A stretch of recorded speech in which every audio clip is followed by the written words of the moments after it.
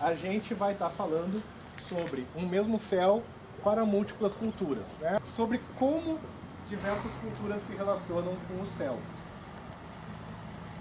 Esse vai ser o nosso motivo de hoje.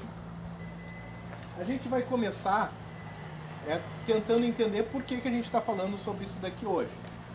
Então a gente pode pegar um documento da Unesco e lá está escrito algumas recomendações para a humanidade.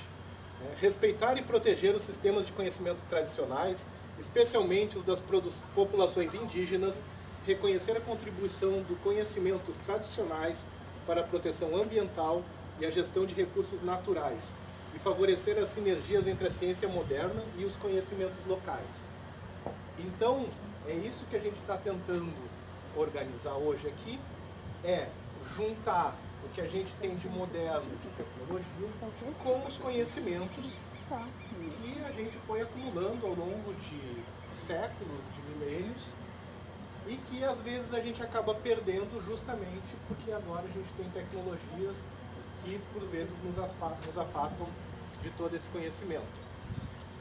Eu sempre brinco com a questão da tecnologia, no sentido de que a gente hoje tem um telefone que pode avisar através do Facebook ou de uma agenda, alguma coisa, que estava acontecendo as atividades aqui. Mas antigamente, se a gente quisesse saber o horário, alguma coisa, a gente olhar para o pôr do sol, ia ver mais ou menos que horas são, está na hora de eu ir para lá. Não só isso, mas também está na hora de plantar, está na hora de colher, vai ficar frio daqui a pouco, né? Já era para estar frio, né? Já estamos aí meados de abril, já era para estar frio, então o clima também é alguma coisa delicada, mas como que essas culturas todas trazem um conhecimento para a gente sobre o céu.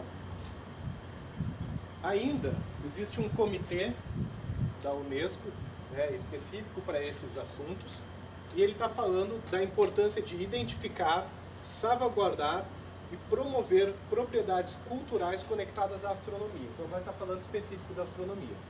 E cada povo vai ter uma relação com a natureza, e na natureza eu vou incluir o céu diferente. E se a gente vai deixando essas culturas, como a cultura do chimarrão, para trás, a gente vai perdendo essa conexão com a cultura. O Rio Grande do Sul tem um movimento bem forte de tradições gaúchas, e não só tradições gaúchas, mas toda uma cultura que precisa ser preservada.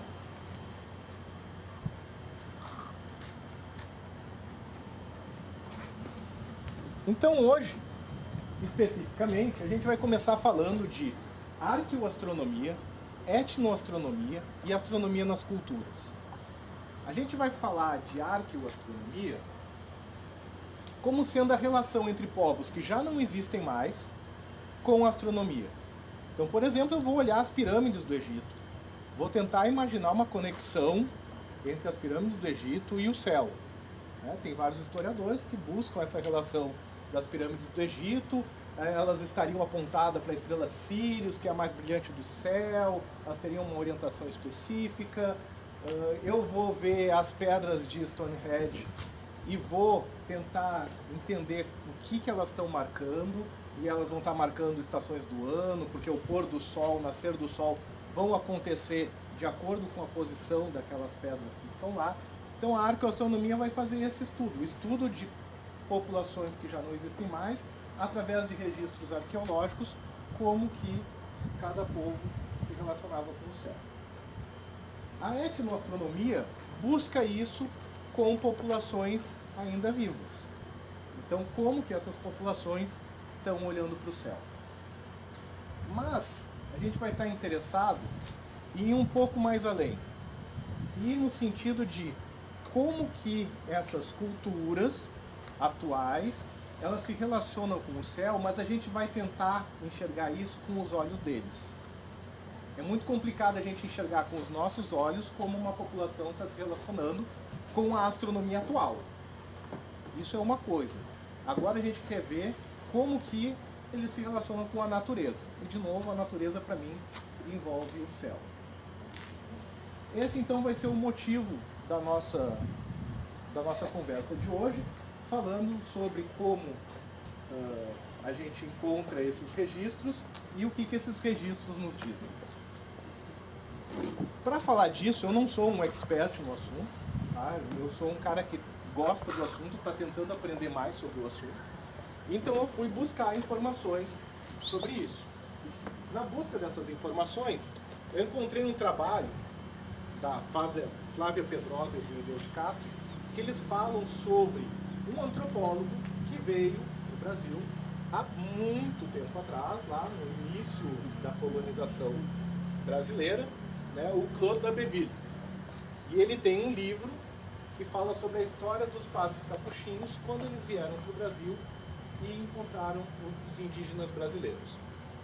Então eu vou começar falando sobre esse trabalho aqui, que versa sobre o livro do Claude d'Abbeville. Quando as colonizações chegaram no Brasil, tinha índio, né? Não tinha gente, né? Tinha índio por todos os cantos. E a gente vai estar falando de uma tribo dos Tupinambás, que hoje estão extintos. Então, aqui a gente tem um mapa, não tem tantas cores aqui agora para vocês, né? Uma pena, mas um mapa cheio de cores, com diversas tribos indígenas, com diversas etnias que tinha no Brasil naquela época. E o Claude d'Abbeville vai falar sobre os Tupinambás. A gente vai falar um pouco então sobre os Tupinambás. O que ele traz no registro dele? Ele vai trazer a descrição de algumas coisas que aparecem na cultura tupinambá. Então, por exemplo, né, tem Eivac, é o céu, né? Então os tupinambás chamavam o céu de Eivac. O sol era Coaraci e a lua era Jaceí. Só que nessa história toda, o que ele cita dos tupinambás é que praticamente todos os tupinambás conheciam tudo que estava acontecendo no céu, com nome, com tudo que tem direito. Hoje a gente sabe que lá em cima tem estrela. Ponto. Né? Então, ele traz muito forte a questão da relação que eles tinham com o céu. Então, era uma característica dos tupinambás conhecer o céu, saber nomear o que está acontecendo no céu. E daí aqui são só alguns exemplos do que ele está trazendo. E ele traz, né, os significados, né? Então, o céu seria alguma coisa no alto ou virado para cima. Esse seria o significado do céu. Quaraci vai vir de o ser, a mãe. Então, Quaraci, o sol, né, seria a mãe da natureza, seria a quem deu origem aos animais na Terra. E Jaceí, na mitologia, seria quem teve a missão de criar o reino vegetal. Então, eles trazem, né, essa relação entre os astros no céu com a natureza que está na nossa volta. Eles relatam também algumas constelações do céu, né, a constelação que ele fala do Urubu. Talvez não seja uma constelação do Urubu, seja a que a gente conhece hoje como a constelação do Corvo. Tá? A constelação do Urubu, Uru seria a ave e Bu seria negro. Então, essa seria a constelação do Urubu. Não dá para ver absolutamente nada, mas a constelação do Urubu, ela fica ao lado a constelação do Corvo, perdão, ela fica ao lado da constelação de Gêmeos. Tá? Então, depois a gente pode subir lá no planetário e ver onde fica a constelação do Corvo, onde fica a constelação de Gêmeos, e daí a gente volta para esse slide que ficou de fora. Mais algumas coisas que eles trazem. Seixu. Seixu seria o que a gente conhece hoje como as Pleiades. Tá? E daí ele cita agora alguns detalhes um pouco mais profundos sobre a cultura de observar o céu. O que ele fala? As Pleiades começam a ser vistas em seu hemisfério em meados de janeiro, ou seja, já vem uma marcação temporal aí. E mal a enxergam, afirmam que as chuvas vão chegar. Então, quando aparecem as Pleiades, começa a época das chuvas. Como chegam efetivamente pouco tempo depois. Essa é a descrição do Claude d'Abbeville. Então, os índios eles olham as Pleiades, Quando as Pleiades começam a aparecer no céu no pôr do sol, significa que está começando a estação das chuvas. Né? A gente sabe que, para a gente aqui no sul do país, é um pouco mais complexo o clima em termos de chuvas, né? Embora seja mais seco no verão, um pouco mais chuvoso no período do inverno. Mas, para o Nordeste e para o Norte do Brasil, as estações de seca e chuva são muito mais bem definidas. A gente está falando lá do Maranhão. E daí eles estão relacionando esse período com as estrelas, com as constelações. Pirapaném. Pirapaném, eles dão o nome para a estrela vespertina. A gente já vai falar um pouquinho mais dela. Né? Então ela vem guiando a Lua. Quando isso acontece, eles dizem que é o período que está dando a falta de peixes no rio. Pirapanema significa pirá, peixe, panema, escasso. Então, eles estão relacionando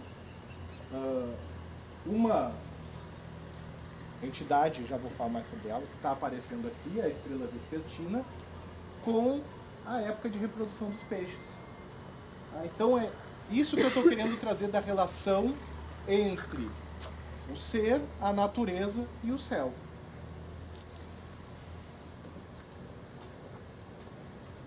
Jaceipuiton é um nome para o eclipse da Lua. Eles também conheciam eclipses, né? Era algo que acontecia, e também davam uma nomenclatura para o eclipse da Lua.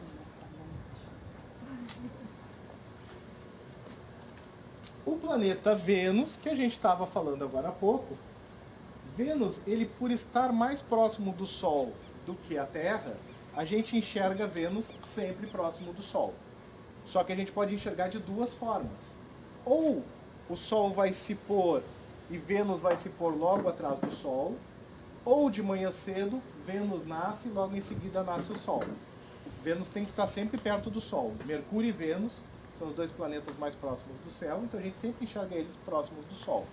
Ou o Sol se põe, e daí o Sol vai se pondo, vai começando a aparecer os primeiros pontinhos brilhantes no céu.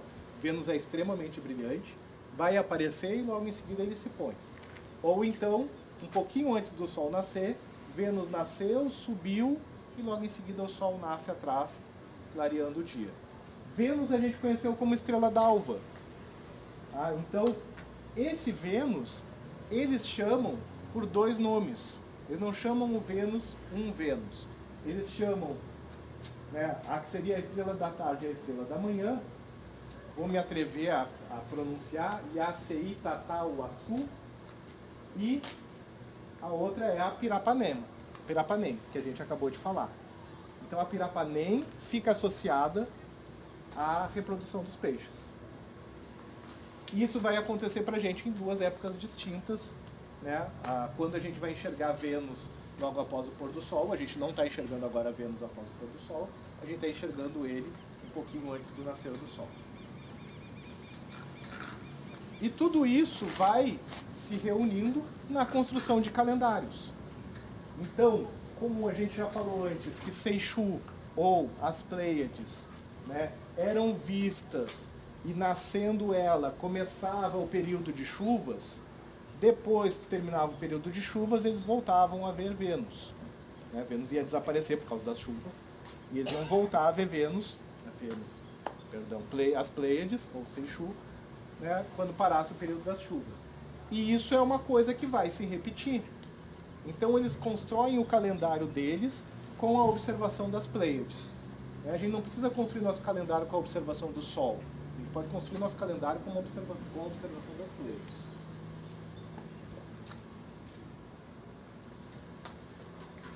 Eu acabo de ver uma coisa agora que eu ainda não tinha visto, é a primeira vez que eu vejo. A sombra da cúpula do planetário lá no prédio da Unipampa. Vocês podem levantar um pouquinho e olhar lá para trás, lá no verde. Tá vendo uma sombra redonda lá? A sombra da cúpula do planetário no prédio da Unipampa. Eu ainda não tinha visto, essa é novidade para mim, pela primeira vez. Bom, aí tem um estudioso da cultura indígena, como que eles se relacionam com o céu, e tem uma cadeira sobrando aqui na frente, se quiser. E daí ele percebe uma relação bastante interessante. Os tupinambás, que estão a 3.000 quilômetros de distância dos Guarani do sul do Brasil, e que estão extintos há 400 anos, têm muita coisa de semelhante, os tupinambás e os guaranis, mesmo separados por 3.000 quilômetros e 400 anos. Né? E daí ele cita alguns deles aqui, como a relação com as Pleiades, com a Lua, com as Três Marias, com a Via Láctea. Mas é extremamente importante lembrar da diversidade de etnias indígenas que existem no Brasil. Então, eles têm muita coisa semelhante? Tem, mas eles têm muitas diferenças também. Nessa minha curiosidade de querer saber mais, né, de querer aprender mais sobre o assunto, eu tenho conversado com uma aluna indígena do campus de Dom Pedrito. E ela falou que justamente um dos problemas que eles enfrentam é que os materiais que eles recebem do MEC trazem lendas, culturas indígenas, como se índio fosse um só. Então tem coisas que fazem sentido e tem coisas que não fazem sentido. Né? Eu imagino que seja a mesma coisa que eles lerem uma lenda de um homem branco. Porque não é da etnia, não faz parte da cultura, daí pode ser qualquer coisa diferente. Eu brincava com o Rafael, eu falei, é a mesma coisa que eu olhar e falar, japonês, chinês, coreano é tudo a mesma coisa, só porque tem o olho puxado. E daí um tem o olho puxado assim, o outro tem assim. Né? Pra mim, eu não consigo perceber a diferença. O Rafael eu sei que é de origem japonesa. Origem, né? Não é japonesa, é brasileira. Mas as culturas são completamente diferentes. Então imagina que você vai pegar, não, ele é oriental, então eu vou dar uma cultura, uma historinha da China para ele ler, né? Porque daí vai fazer sentido para ele. Não, peraí, né? A cultura dele é outra, é japonesa, é completamente diferente. É ou não é? É diferente, né? Então é a mesma coisa que pegar a cultura de um índio e querer entregar a história para o outro, que de repente não faz muito sentido. As tribos representadas aqui são as Surinis do Xingu, Tapirapés, Caiapós, Tapirapés, apareceu duas vezes Tapirapés, Bactas e Bororos. Agora sim me sacaneou de vez essa imagem. Mas, o que é o interessante? Quando a gente adotou a cultura grega para visualizar as constelações, a gente adotou também um modo de criar constelações. Qual é o modo de criar constelações da cultura grega? É ver quais são as estrelas mais brilhantes do céu e a elas associar uma imagem. É isso que a gente faz. A gente pega as Três Marias, vão estar para lá se as nuvens permitirem a gente enxergar elas. Né? A gente vai ver 3 pontinhos e vai chamar de Três Marias, elas vão fazer parte do cinturão de um guerreiro mitológico. Então a gente vai ligar os pontinhos mais brilhantes para criar as constelações. Mas nem todas as culturas fazem isso. O que muitas tribos indígenas faziam era olhar a faixa da Via Láctea, e a gente precisa sair da cidade para observar bem essa imagem. Tá? Mesmo aqui, se a gente apagar todas as luzes da Unipampa aqui, talvez a gente consiga ver uma bela faixa da Via Láctea.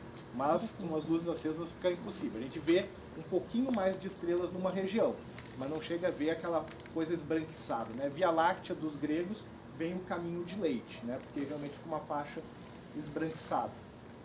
Mas quem tiver a oportunidade de sair, né, e ir um pouco mais para fora da cidade, vai ver essa faixa esbranquiçada, mas vai ver regiões mais claras e regiões mais escuras.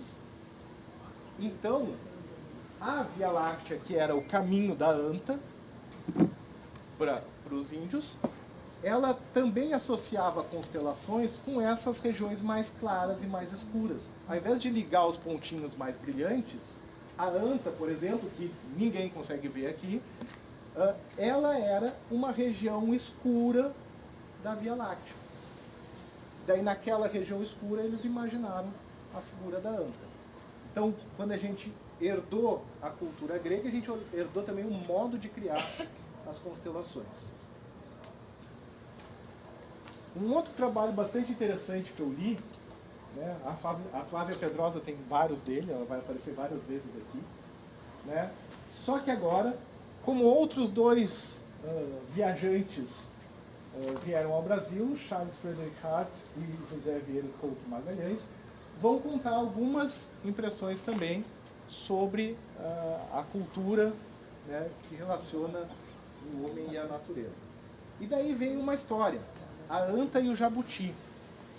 Quando a gente fala da anta e do jabuti, eles estão relacionando a anta com o sol e o jabuti com a lua. E por horas um vai correr na frente, por horas o outro vai correr na frente. Hoje,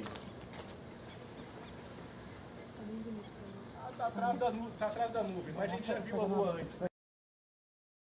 O sol está indo e a lua está correndo atrás do sol. A lua vai ficar cada vez mais para trás, cada vez mais para trás, isso vai acontecer no céu. Amanhã vocês vão poder ver a lua um pouquinho mais cheia e nascendo meia hora mais tarde. No outro dia um pouquinho mais cheia e meia hora mais tarde, e assim vai seguindo. Até que daqui a pouco o caminho se inverte. Ela foi ficando cada vez mais para trás e daqui a pouco ela vai começar a aparecer na frente do Sol. Então o Sol vai começar a perseguir a Lua. E vai começar a alcançar a Lua. Essa história, brincadeirinha, está ali então o jabuti na frente da anta e depois o jabuti perseguindo a anta. Essa vocês conseguiram ver, né? Isso daí então parece que está retratando, né, esse caminho do Sol e da Lua no céu. A forma de perpetuar o conhecimento é contando essas lendas. Né? Então aparece aí a lenda da anta e do jabuti, que hoje a gente conhece algo parecido nessa corrida da lebre e do coelho. Da lebre e do coelho, não. Da lebre e da tartaruga. Né? Parece algo similar, que um vai correndo na frente, daí depois para, descansa, o outro vem, vai na frente. Parece que tem alguma relação entre os dois. Mas daí começa a aparecer algumas coisas que eu gostei ainda mais. No sistema Tupi, tinham 3 deuses. Esses 3 deuses eram o Sol, a Lua e Rudá, ou Perudá. O Sol era quem dava origem aos animais, a Lua aos vegetais, e o Perudá era quem ia cuidar da reprodução, da perpetuação das espécies. E uma coisa muito curiosa que eu achei é que eles tinham seus subordinados, né? O chefe tem que ter alguém subordinado a ele. Então a Lua tinha os seus semideuses, né? A Lua era Jaci e ela tinha seus semideuses. Interessante o nome desses semideuses. Saci Sererê, já ouvi alguma coisa parecida, eu acho. Um Boitatá, eu acho que eu já contei uma história para o meu filho parecida com esse nome. Urutau, esse daí para mim foi novidade. E o Curupira. Poxa, a gente conhece essas histórias, né? Quem nunca ouviu falar dessas histórias? E curiosamente, essas histórias que a gente adotou hoje, né? Eu tenho uma coleção de lendas que meu filho adora, eu fico feliz que ele adora essa coleção. E o Saci Pererê, ele fazia o quê? Ele cuidava da natureza, cuidava das selvas. Um Boitatá, mesma coisa. O Urutau é novidade para mim. E o Curupira também. Todos eles protetores da natureza da selva. E Jaci, justamente, a Lua, é a mãe dos vegetais, do reino vegetal. Então a gente vê, né, essa relação entre o conhecimento astronômico e a criação das lendas para poder perpetuar o conhecimento.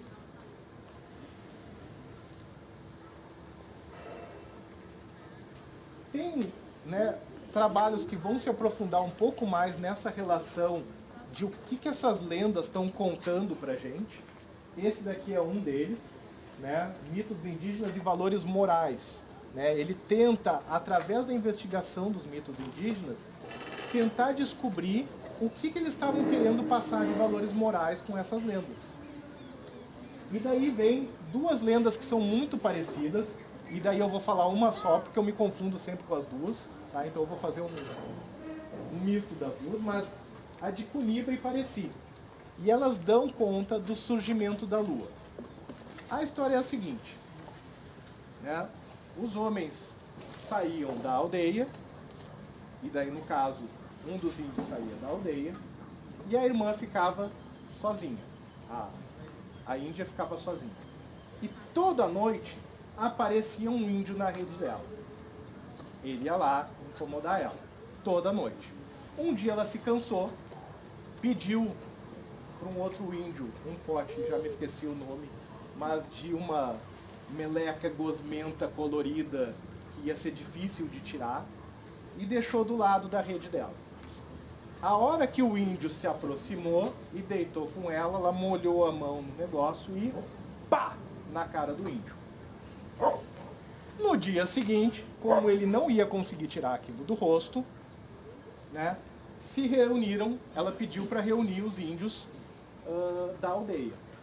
Nessa reunião, um índio não apareceu, um irmão dela. Ela pediu para o outro irmão, que era o chefe da aldeia, para ir chamar ele.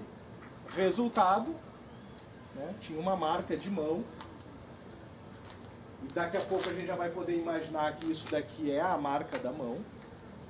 E claro, ele foi espancado e acabaram cortando a cabeça dele. Numa das histórias aqui, o irmão ainda vai salvar ele, e a cabeça dele ele enterra, dá um jeito de salvar, bota numa poça porque ela estava morrendo de sede, tenta dar água para a cabeça, e assim vai seguindo a história. Eu sei que no final ele esfrega a mão num monte de vagalume, passa na cara do sujeito, e daqui a pouco a cabeça dele vai parar no céu. E bom, surgiu a lua. Vem aí a história do surgimento da lua. Eu fiz uma bagunça com as duas histórias, tá? Mas eu faço bagunça com histórias, mas a ideia por trás é essa. Porque o que eles estavam tentando investigar nesse estudo aqui é o que eles estão querendo passar de valores morais, né, quando eles contam essas lendas. Né? Quando a gente conta a lenda, às vezes aparece até no finalzinho da história, né, moral da história. Né? Mais ou menos isso. Né? E daí eles vêm com essas questões de valores morais, e daí vai vir a questão do irmão que estava se deitando na rede com a irmã, vai vir a questão dos outros índios espancarem ele, matarem ele, julgarem ele, vai vir tudo isso, né, que pode estar inserido nessa história. Claro que eu estou falando que é o pesquisador que tem a história e está tentando inferir informações através dessa história. Tribos que ainda são vivas, ainda é possível conversar com eles para tentar extrair essa informação. Né? Mas as que já não são mais, que já estão extintas, a gente só consegue fazer isso através de registros.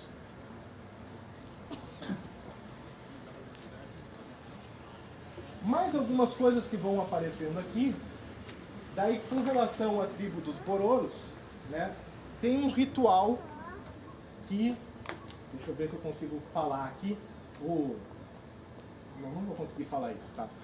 Mas, bom, resumidamente, ele está falando que quando surgem as Pleiades lá no céu, a gente já viu que isso daí cada tribo vai poder identificar com algum fenômeno natural.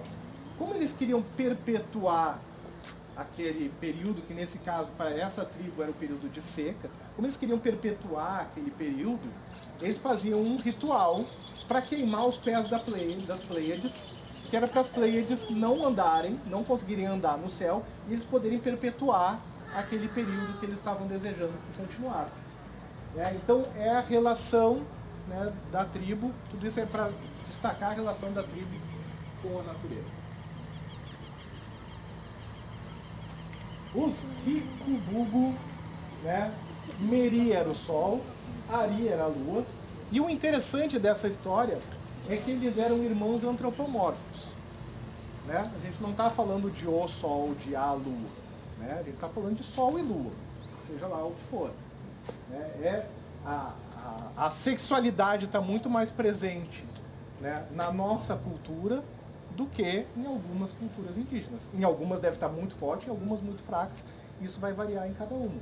Mas nesse caso aqui o interessante é que os dois são antropomórficos. E daí, Ari, né, parece que é sempre mais fraco, né, sempre morre no final das histórias, e Meri é quem sempre surge mais forte e ajuda Ari a aparecer. Então, nessa questão de sol, realmente ele parece que é muito mais forte, muito mais importante, muito mais intenso, né, para a nossa vida do que a lua.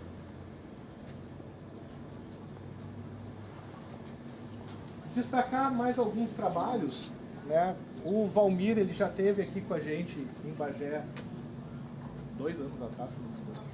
Meio perdido no tempo. Né?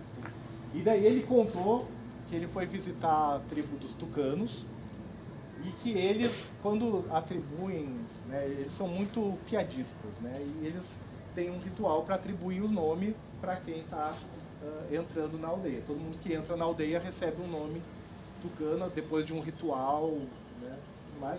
E daí ele era o Seribió, que significa Vênus gordo. Tá?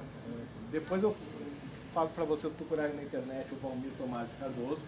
Muito bom o material que ele tem sobre etnoastronomia, sobre astronomia. Ele aparece na TV Escola, tem vários programas lá na TV Escola. Daí vocês vão entender o Vênus gordo. Ele não é tão gordo assim, tá? Mas o nome dele, tucano, ficou Vênus gordo.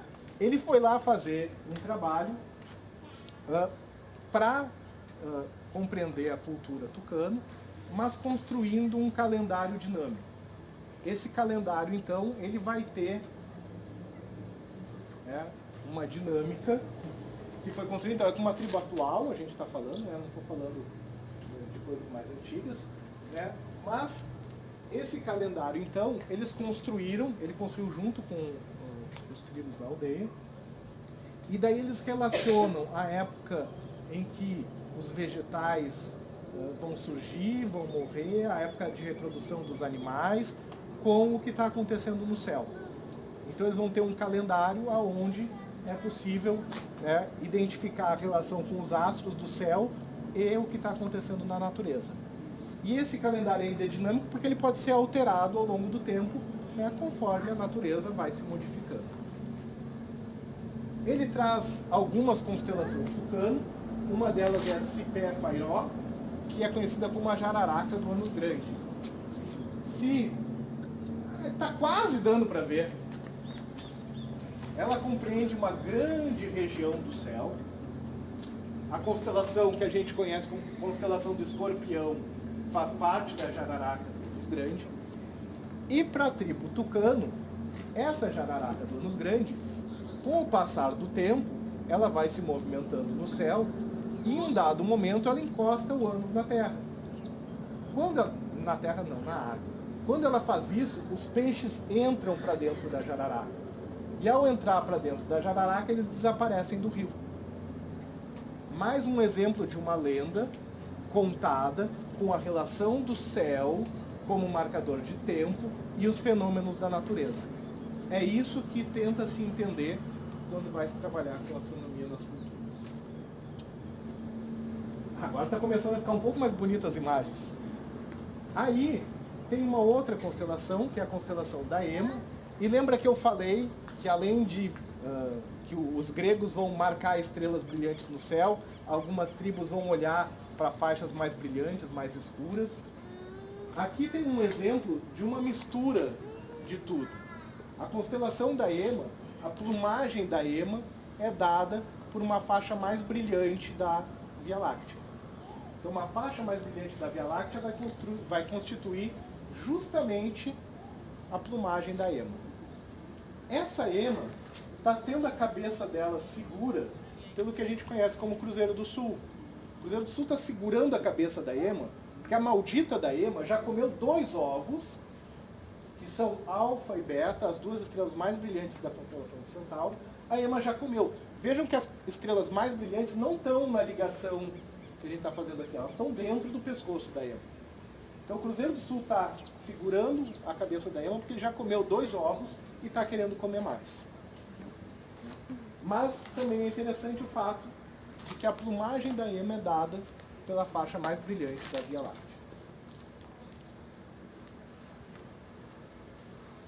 Mais uma que não dá para faltar é a constelação do Homem Velho. A constelação do Homem Velho é uma constelação que é criada. Lembra que eu falei das 3 Marias, né? Então aqui as 3 Marias fazem parte da constelação que a gente conhece como constelação de Órion. Isso daqui vai ser parte da constelação do Homem Velho. Depois eu prometo, a gente vai lá para cima para olhar. Aqui está a constelação de Touro. Essa parte do Touro aqui são as Íadas. E aqui estão as Pleiades. Diz a lenda, tá aqui o nosso homem velho, que o homem velho era casado com uma índia jovem.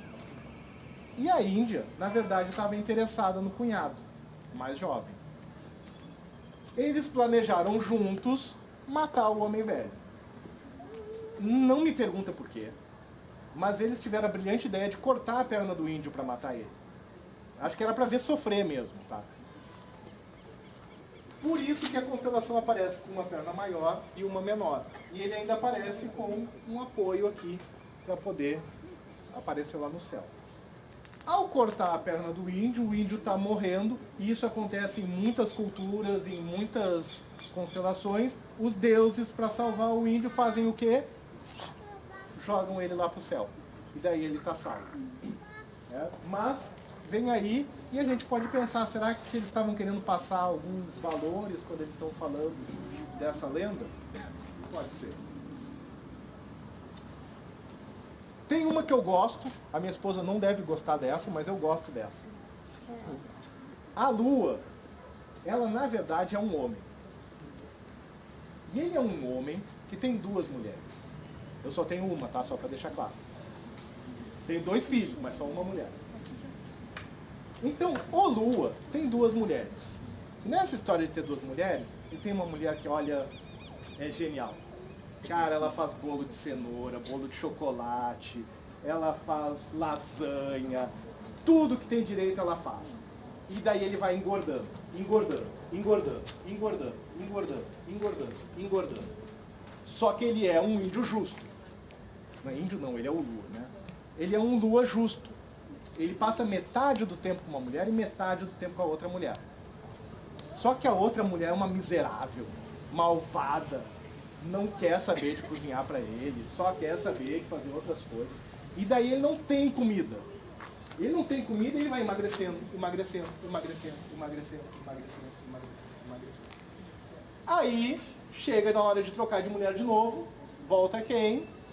Volta massa, uma cervejinha, e assim vai. E ele vai engordando de novo. E depois ele troca e volta a esposa e vai fazer ele emagrecer, emagrecer, emagrecer. Mais uma história para explicar as fases da lua. E, né, alguma coisa a mais. E assim a gente vai encontrando, né, inúmeras histórias que a gente vai falar aqui. Eu não conheço elas muito a fundo. Eu disse para você, eu estou querendo aprender mais sobre o assunto. E daí quando eu quero aprender mais sobre o assunto, eu falo assim, ó, vai ter palestra sobre o assunto. Daí eu estou ferrado, eu tenho que estudar mesmo. Por exemplo, os bororós explicam como que surgiram as estrelas. E daí os curumim era arteiro demais, arteiro, só faziam arte. E daí as mães tinham saído e eles fizeram uma bagunça com os milhos. Eu não sei porque na história aparece um papagaio que fica sabendo tudo, eles cortam a língua do papagaio. Mas para as mães não pegarem eles lá, depois da arte que eles tinham feito com o milho, eles vão emendando um cipó no outro, até chegar lá no céu. Chegando lá no céu, as mães voltam para a aldeia, e chegando na aldeia não encontram os malditos dos curumim. E começam a chorar, desesperados, e eles nada de voltar para sacanear ainda mais as mães deles. Se não bastasse sacanear, ela tem que ver a mãe sofrer. E daí, de repente, eles decidem que querem voltar e tarde demais, fechou o portal, né? Daí nada de voltar, agora não volta mais. Para que as mães pudessem ver os filhos que estão lá no céu, os olhos deles se transformaram em estrelas. Então, vem aí um mito para a criação das estrelas. Os Carajás têm uma história para a criação do mundo, de que os índios eram eternos enquanto moravam dentro de uma caverna. Um dia eles resolveram sair para passear, um deles entalou no buraco da saída, ficou por lá, e os caras foram lá e conheceram o mundo. E daí apareceu frutas, vegetais, toda a natureza, que eles resolveram levar, e levaram também alguns galhos e coisa do tipo. Quando eles chegaram, e o outro que estava lá entalado, o outro olhou assim, ó, não vou sair daqui não. Vocês estão vendo esse galho que vocês trouxeram para mim? Tá podre, morreu. Quem ficar aí vai perder a imortalidade. ele voltou para o buraco, mas um outro ficou lá do lado de fora.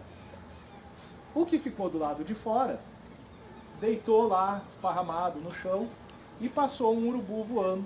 E o urubu olhou, cara, ele tá morto. E o outro urubu, não tá não cai nessa.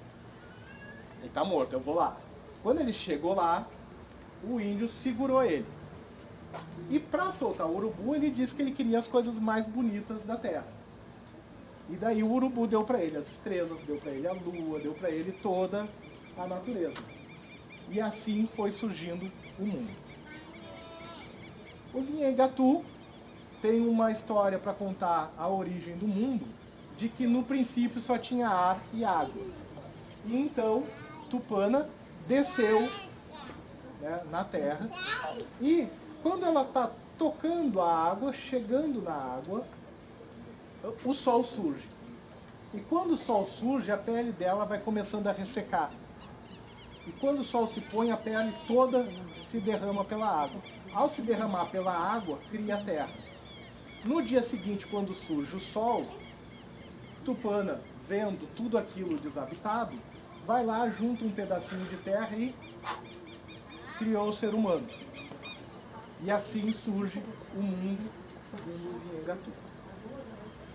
Tudo isso estou falando para vocês porque esse movimento de entender melhor as culturas, que hoje não são as culturas dominantes no nosso planeta, é extremamente importante para nós. Alguns estudos hoje tentam relacionar, inclusive, culturas, né, de diversas partes do mundo. O Leonardo, lá de Minas Gerais, ele fez um trabalho que ele estudou, né, as culturas no Brasil e na Colômbia, para poder tentar construir sessões para planetário falando sobre a astronomia indígena. Hoje, né, está falando bastante Base Nacional Comum Curricular, resolvi trazer um pouco disso. E daí, se a gente for olhar, lá está falando assim: além disso, ao salientar que a construção dos conhecimentos sobre a Terra e o céu se deu de diferentes formas, em distintas culturas, ao longo da história da humanidade, explora-se a riqueza envolvida nesses conhecimentos, o que permite, entre outras coisas, maior valorização de outras formas de conceber o mundo, como conhecimentos próprios dos povos indígenas originários. Lá vai aparecer ainda, né, o que a gente tem que aprender na escola, e tem algo que fala sobre a Terra e o universo. Fala que a gente tem que falar sobre astronomia e cultura. E lá fala assim: relacionar diferentes leituras do céu e explicações sobre a origem da Terra, do Sol ou do Sistema Solar às necessidades de distintas culturas. Então fica aqui o meu muito obrigado a vocês por terem aparecido hoje aqui. Agora a gente tem um tempinho, se o céu permitir, a gente vai olhar para a Lua, vai... Para aquele lado está meio ruim para a gente querer olhar para as Três Marias. As Três Marias tem um objeto bem legal. E, se o tempo permitir, não está muito bonito para lá também, Júpiter vai estar nascendo daqui a pouco ali atrás do prédio da Unipam. Então, meu muito obrigado. 19 horas tem sessão do planetário e, enquanto o céu permitir, temos um telescópio para observar o céu. Obrigado, pessoal.